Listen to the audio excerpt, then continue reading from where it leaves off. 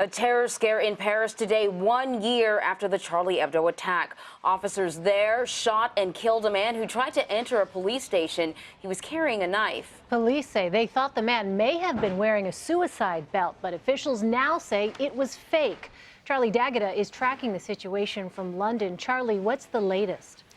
Well, good morning. French officials say that the man brandishing a knife tried to enter the police station in northern Paris before he was shot dead by police. He was reportedly shouting Allah Akbar when he charged the station. As he said, at first it appeared that he was wearing a suicide belt. Sources say he had wires sticking out of it, but police sources have now confirmed that that was a fake.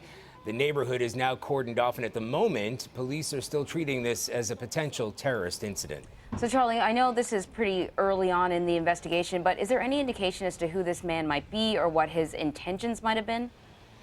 Well, at the moment, as you said, it is early, but he has been described by French authorities as being of North African appearance. At this point, it doesn't look as if the suspect was known to police. He wasn't carrying any ID at the time of the incident. At this point, investigators will be trying to determine whether these were the actions of a lone madman or something more sinister and organized. Yeah, at this point, Charlie, do police have any reason to believe that anyone else might have been involved? I think they'll be looking at what happened, the fact that he was, as reports say, that he was shouting Allah Akbar, that he appeared to have a suicide belt. That in itself obviously intimates a terrorist attack or something that would want to appear to be a terrorist attack, and it falls on a very important day. So as soon as the police are able to identify the suspect and make it known to everybody else, then they'll start looking for any kind of network. Again, the real key is to whether or not this is just a madman who just charged took today's date to charge a police station in northern Paris, or whether he was part of a larger network, or in fact if he was inspired by ISIS or other elements. Right, and that very important day being 1 year since the attack on Charlie Hebdo.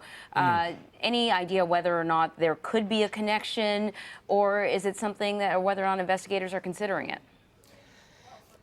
You know, it's early, but I think you have to draw a connection, the inevitable connection, that this does fall on the anniversary of the Charlie Hebdo attacks at the satirical French magazine and the attack at the Jewish supermarket that followed that. This is the 1 year anniversary.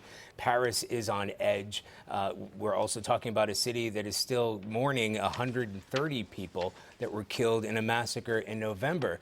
Today, French President Francois Hollande said that since those Charlie Hebdo attacks, 200 people have been placed under travel restrictions in a bid to stop them from traveling and joining ISIS. All right, Charlie D'Agata in London. Thank you, Charlie.